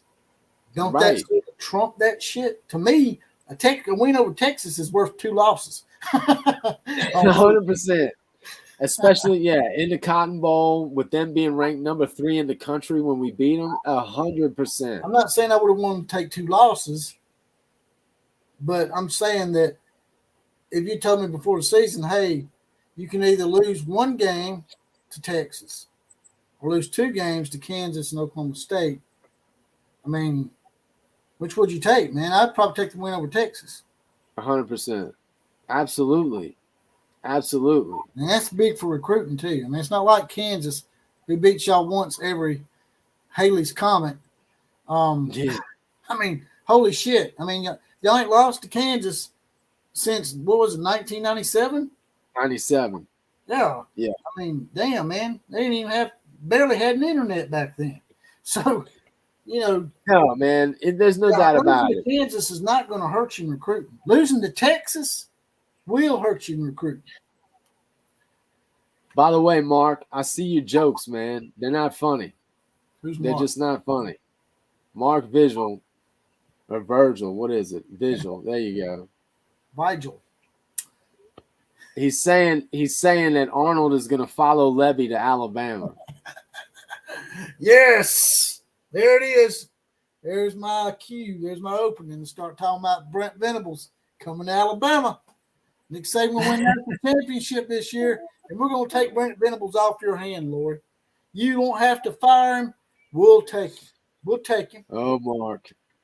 Mark, you just started something, man. Yeah. Thank you, Mark. Appreciate that, buddy. I don't know how I feel about that. Come on, man. Y'all gotta quit being so greedy, man. No, we can stand to be a little greedy, especially when it comes to y'all. You've had plenty. Hold on a second. Yeah, I might have exaggerated a little bit, Becca. Haley's Comet comes around, what is it, every 70, 80 years? Can't remember the exact number. But I used to use that Haley's Comet thing on the Auburn Tigers, whom I call Barners. We call Auburn Barners because they have so many barns in Lee County. That's where the city of Auburn is located. I also call them the Barn Monkeys. But Auburn won a national championship, as y'all know, in 2000 and 10 with Scam Newton. And they hadn't won a national championship since 1957. So Auburn wins a national championship about as often as Haley's Comet comes around. So I guess I should have reserved that for Auburn only. Maybe I exaggerated a little bit about, Kansas winning once every Haley's Comet. But, yeah, it's more towards – I sort of come up with that with against Auburn first, because they won one in 1957 and they won one in 2010. So they win one about as often as Haley's come. Georgia about in the same bucket. They win 2 national championships and they think they're a dynasty. I'm like, y'all won back-to-back titles, which is hard to do. They don't happen often. Before Georgia done it, Alabama was the last team to do it like 10 or 15 years ago. So, yeah, it's the hedge pissers are looking for fans, themselves. difficult. Clemson upset Notre Dame. Dabo got a little pissed off at a caller and railed on him. Yeah. And I can see both sides. I can see why the fans are upset with Dabo. They probably feel like the fact that he won't come around to the NIL and warm up to some transfer portal shit that it's costing them. But I can also see Dabo's pointing at why are you being so ungracious? I mean, yeah, Clemson had one national title in 120 years. I've won you 2 national titles in 7 years. I think that's fair. They can fire Dabo if they want to, but he's going to end up somewhere else, and he's going to stick it to him. What's going to happen? He's going to come to Alabama. Dabo ain't going nowhere. He's not going to Alabama. Everybody keeps talking about him coming to Alabama. He's not coming to Alabama, but he might end up somewhere else if they let go of him. Jeff will like that if Jeff's still in the house. We never know about old Jeff Payton. He's always lurking around somewhere. You got to watch Jeff, man. Oh, Jeff Payton, he sort of reminds me of that wrestler, Macho Man Randy Savage, man. Macho be like a baby face 1 month, and then the next month he's stabbing somebody in the back. You got to watch old Jeff. He's like Macho Man Randy Savage. He's going to come flying in here with an elbow in a minute and shimmy me across the forehead. Where you at? Calling you out, Jeff. Get your ass in here. Mike said he's got some voodoo. We can use all the voodoo we can get. Oh, y'all play West Virginia this week? Yeah. Where y'all playing again? That's where Coos. That's why. Ooh. Honestly, I think we're playing at home. Y'all got them at home? I think so. Yeah, because you don't want to go up there amongst all them hillbillies up there. I think we have them at home, then we go to BYU, then we're at home against TCU. West Virginia just had a big win over BYU, too. They just beat the shit out of BYU. They beat them 37-7. It sort of surprised me that BYU just rolled over like that, man. I don't know why it surprises me, though, because they lost earlier really bad to TCU. You don't know what you're getting. They've been bad all year. 1 year BYU, one week BYU will be fine. And then the next week they just bottom out, man. I don't know what's up with BYU. They've been bad all year, man. Yeah, Jeff Payton will probably be NWO Macho Man. You're right. Speaking of Jeff, there he is. He says he's here. It'll be to the gut. Right guy says the good thing is I don't have to worry about Oregon State or even Washington winning a national championship. Why is that? Washington could still win. Washington's still undefeated, so hell yeah! Why couldn't they win it? Unless Oregon can stop them. I think Oregon's the only team that can stop Washington. Washington State's just, Washington State started strong. Now, man, it's just like they done disappeared. Oh, they're bad. They lost to Stanford. Well at all. They lost to Stanford this week. Yeah, it's been bad. Let's see who else actually too. Huh? Let's see. What you gonna give me an elbow in the gut for, man? What you gonna go low blow for, Jeff? Jeff thinks he's China syndrome. You remember China from WWE? Oh yeah. Oh yeah. I used to have his T-shirt. I used to collect wrestling T-shirts, and I had one that said China syndrome on it. You know what China syndrome is, don't you? She'd come up behind him, boy, it'd be like Ric Flair from the back. She'd just right between the legs, man. She was nuts. That's what I'm gonna do to Jeff if he keeps running that damn mealy mouth of his. I'm gonna give you China syndrome, Jeff. So Arizona upset UCLA. Yeah, I saw that, man. I actually, in my predictions, I told y'all, I was like, man, don't be surprised if Arizona keeps that game close. And they did. And they won. And, everybody was pointing to that game to be the game. You sort of segued me. You just threw me an assist. You just threw me an alley-oop, Killer Breeze. Like number 5, Slamma Jamma, Houston. Kimalaja. That's right. That's So, right. You threw me an alley-oop, man. I slammed it home. I forgot what he's talking about now. What was he talking about? I lost train of thought. Get on Houston. I don't remember what you were talking about. I don't either. Oh, it was con time. That's what it was. There it was. Yeah, con time. Oh, con time, Deion Sanders. No, Arizona. Yeah. Everybody was pointing to the Arizona game for Colorado as the game that could get con time to bowl eligibility. But that don't look like that's the case now. No. Arizona's what, 6-3?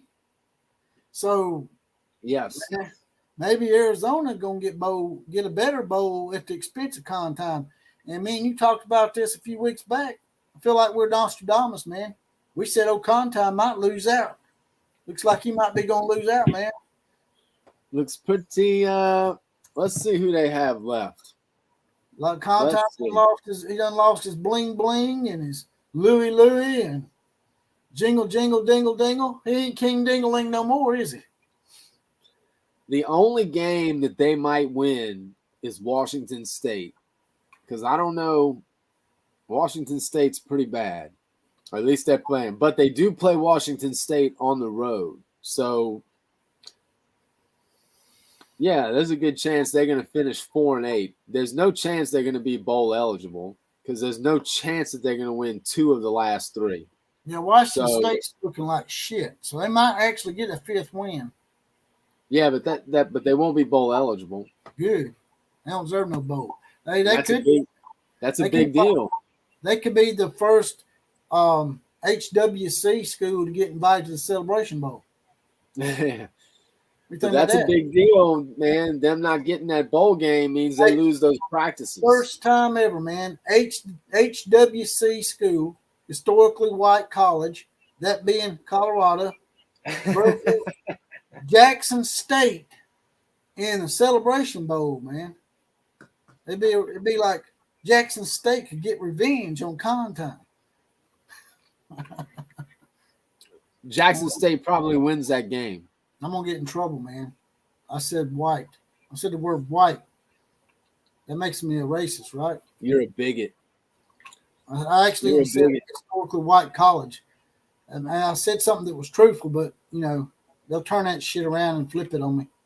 Probably got some of Marshmallow's minions in here spying on me tonight. Go back and tell him what I'm saying. He mentioned you again. They mentioned you again. We ain't mentioned him all night, so there's the obligatory Marshmallow shot.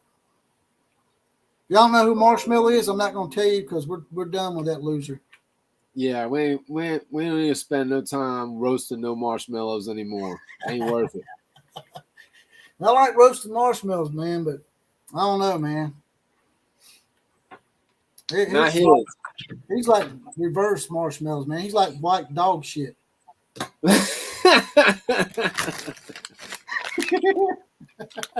You remember that movie, Step Brothers?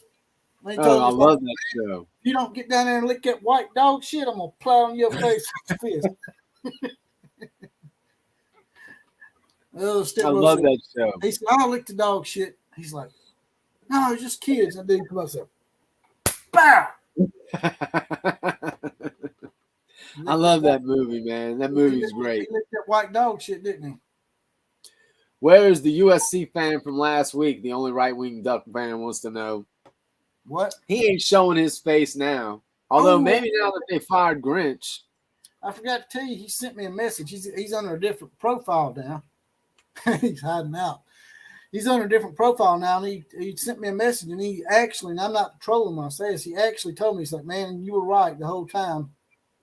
Lincoln Riley cannot coach defense or have any kind of defense in the game, man." He's like, "I should have listened to y'all the whole time." He actually he owned that shit, man. Wow. I have to give him credit on that.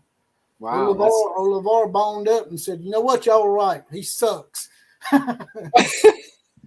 Exactly what he Wait, said. that was LeVar said that? Yeah, I'm not making that shit up. I put it in my video, the prediction video I done, as the comment of the day, almost towards the end. I put it up as the comment of the day. Normally I reserve that for members, but because I know most of y'all are Oklahoma fans, I figured y'all would like to see LeVar saying that we was right. USC and Lincoln Riley suck. Damn, I missed that. I don't know how I missed that. I saw that video. Dad wants some fancy sauce.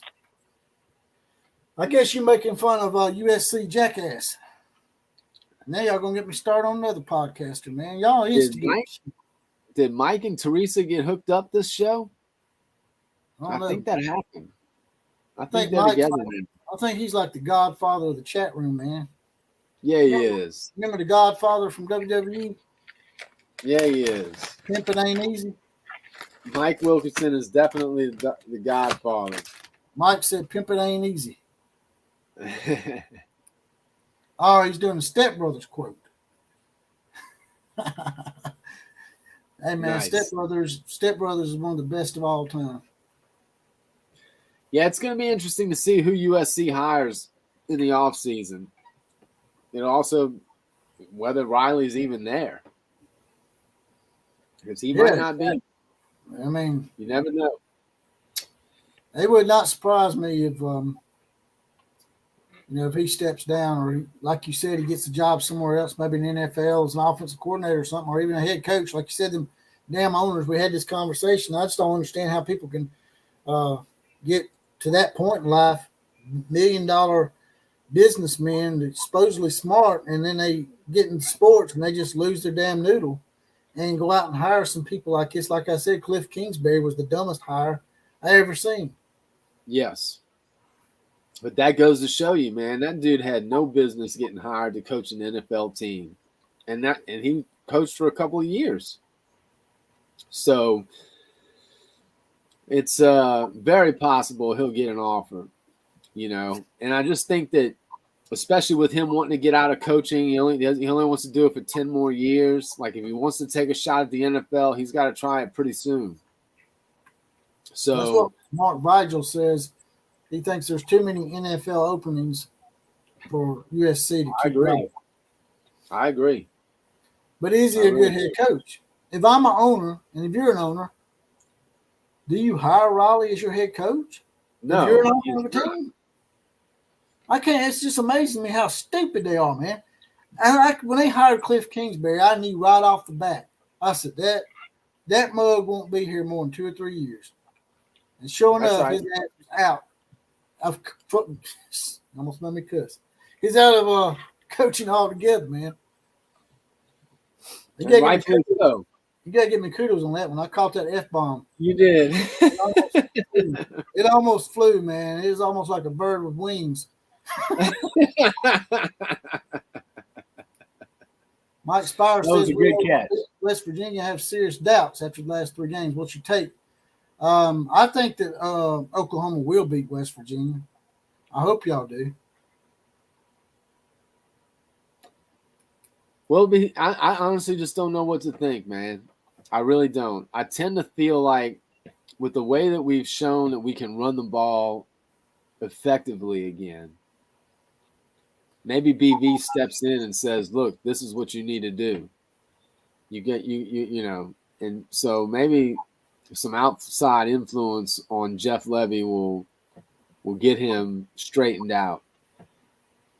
We're a more talented team than them. There's no doubt about that. So hopefully they'll play good enough to win. Right guy 1218 with a $5 super chat. He says, you think the Colorado Buffaloes, that's not their nickname anymore, by the way. They're the con-time Deion Sanders. You think the Colorado Buffaloes football team are the future crack dealers of America? Well, I don't know if they're the future crack dealers, but I do know this.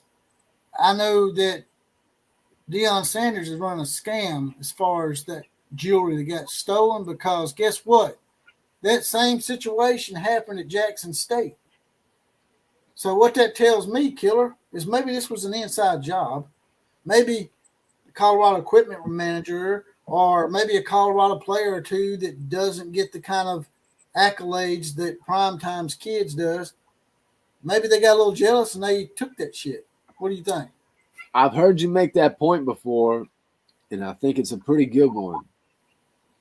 It could very well be. It's awfully suspicious that problem has followed them from one league to another.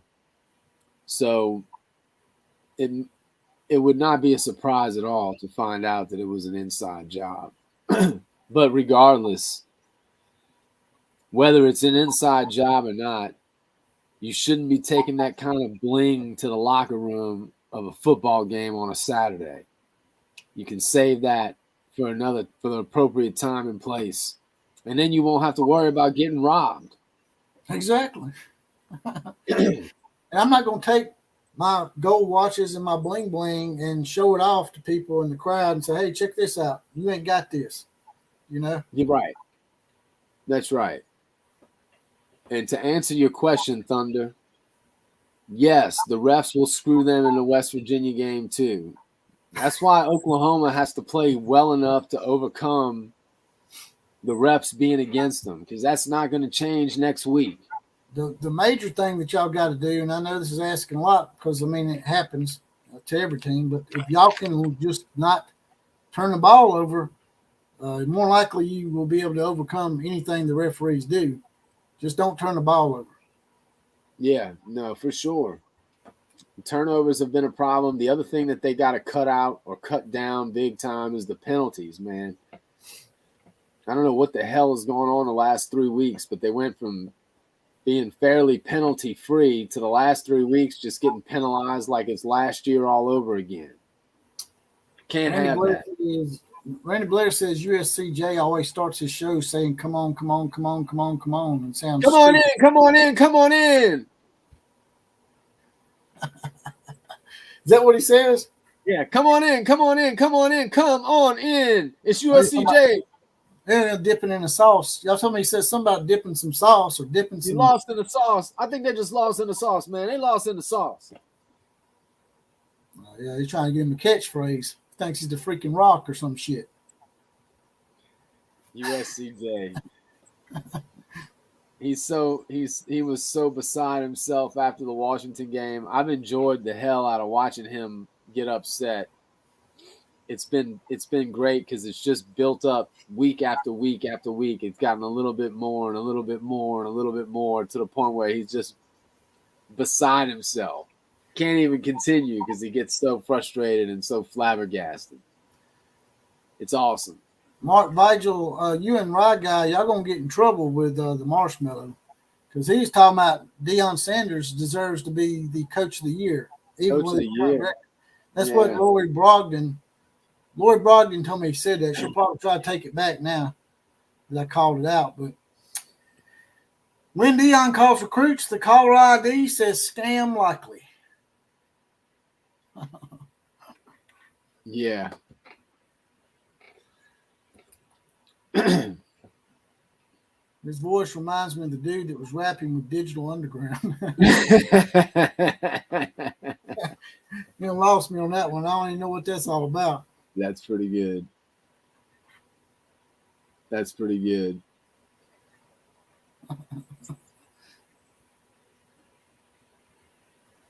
So who does Oklahoma State play this week? Oklahoma State, I think they play Central Florida. Let me see. I can tell you. Let's take a look. When do they play Texas? When does Oklahoma State play? Do they play Texas this year? I'm sure they do. Y'all play everybody on y'all's conference. I think Oklahoma State already played Texas. Really? I think so.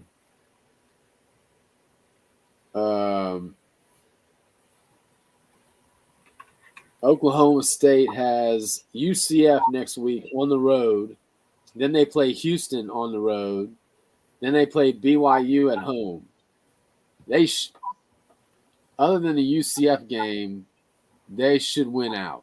So what was the score of the Texas game? What was the score of the Texas game?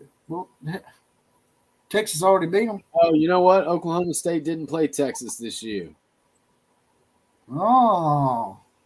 They got lucky. Oh, man, lucky little bastards. Wow.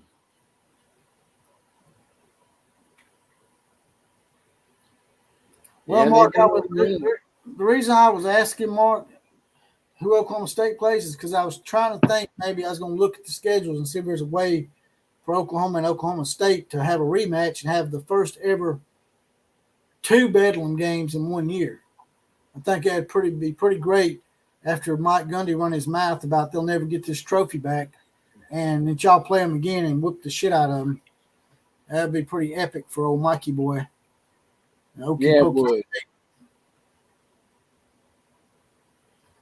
Also, if y'all want to get your comment highlighted earlier, like Rye got 1218 did, all you gotta do is hit the little money dollar sign at the bottom. It'll highlight your comment and push you to the top, and that way me and Killer Breeze can see it quicker and we can address it. There's too many comments coming in. We can't address every comment, but if you want your comment addressed, just hit that little dollar sign at the bottom of the video.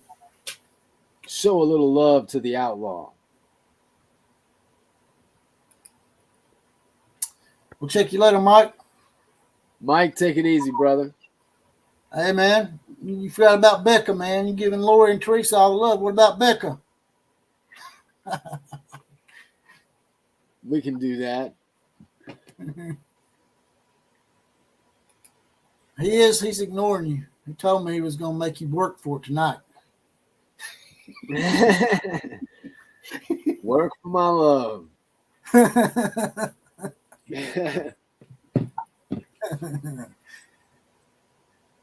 Yeah, we did suck last year. It was brutal. No, I don't want that to see that happen. I don't know. Who would y'all choose? Who do y'all choose in that game? If Oklahoma State plays Texas, who do y'all root for, man? Daniel Looney brings up a good game there. Oklahoma State. Damn, man. That's about 100%. Auburn plays Tennessee, man. I hate that shit. I'm just like, man. There's worst colors in the world, man. You got orange and blue and puke orange and whatever color white that is. That dog shit white we was talking about a while ago on Tennessee's helmets. It's pretty awful. Tennessee's got horrible uniforms and colors. Becca says she was over here lurking and seeing about tickets to the game. What game you going to? Oklahoma, West Virginia? Or Alabama, Kentucky? You know, Alabama plays Kentucky this week. People might be sleeping on that game a little bit. Alabama's got to go on the road to Kentucky, and we're coming off a pretty emotional win over LSU. We may be on upset alert in Lexington. Come on, man. You don't believe that. Hey, I'm trying to sell it. You can't even get it out without laughing. You know damn good and well that ain't happening this weekend. They can't even beat us in basketball anymore. No. And then we beat them bad in basketball last year, too. It was the worst SEC defeat for Kentucky ever. Beat them by 34 points or some shit. That's pretty good. That's pretty damn good. I don't know, Richard Young. I don't know if Houston's going to stun them or not. Houston going to stun who? Oklahoma State. Yeah. I don't think Houston can beat Oklahoma State. Houston sucks. Central Florida sucks too. Mark says, just think the crazy shit gold and blue dude would be saying about Oklahoma before the game next week. Yeah, that's pretty sad, man, that dude dying.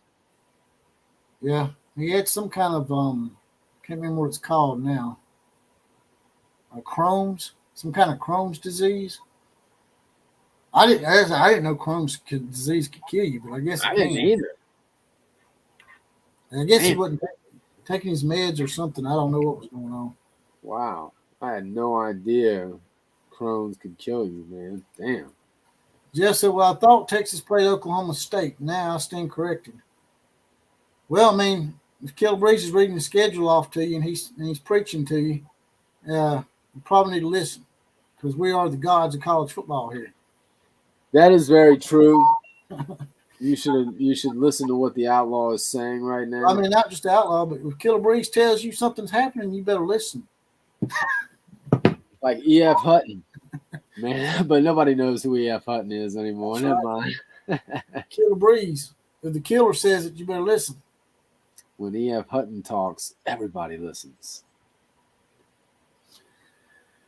Well, brother, I guess I'm running out of shit to talk about. I'm going to get up off here. We're almost at the 2-hour mark. Yeah, man. I was about to have to jump off myself. I appreciate you having me on, man. It's always fun talking with you. And I appreciate you just, dropping everything to come on here, man. I know I dropped shit on you at the last minute, but I'm sort of all over the place, man. It's all good, man. It's all good. Good night to the Outlaw Posse. Much love to everybody. Sure, All right, I'll see y'all sometime soon. Take it easy. We'll hit you up later. That was Killer Breeze, the ultimate Oklahoma booster. And I'm the ultimate trash talker, as 1989 M said. Acknowledge me. All right, Mike Spires. Mike Spires out of here. Great chat. Good night. Oh, shit, man. You trying to make me talk some Spanish. Buenas noches. Buenas noches, Mike Spires. Mike Fred Bagley's out of here as well. Y'all digging deep tonight. Headless Comet, E.F. Hutton. Yeah. We're a little old school. Think I'm going to color my beard this week. What do y'all think about that before I get out of here? What do y'all think? We'll start a poll. Should the OCF color the beard, or should he leave it with a little gray? What do y'all think? Your ears already need to be cleaned out, Jeff. What are you talking about? Need some serious cleaning. Hell, man, you went to county high, didn't you? Didn't you graduate from county high? Now, I know you went to Pelham High School for a little while, right? But you graduated from county high. That's why I got out of county high, man, because the shit that goes around at county high, man, just messes your ears all up. You get all sorts of crazy shit in your ears. All right, brothers and sisters. I'm fixing to get up out of here. This podcast, this live stream will go to podcast after I get off of here. There'll be a little heart up underneath it if you want to make a one-time donation to the program. Also, you can also get your badge like Fred Bagley and Becca Has Thoughts, who got her badge today. She got deputized. You'll get your Four Horsemen shout-out, your random Four Horsemen shout-out on the podcast, as well as possibly the comment of the day.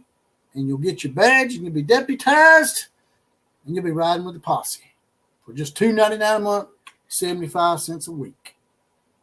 Like, share, what's it go? Like, comment, share, comment. You get them mixed up sometimes, the big four. Anyway, I'm up out of here. KMCA to all the other teams. Class is now officially dismissed.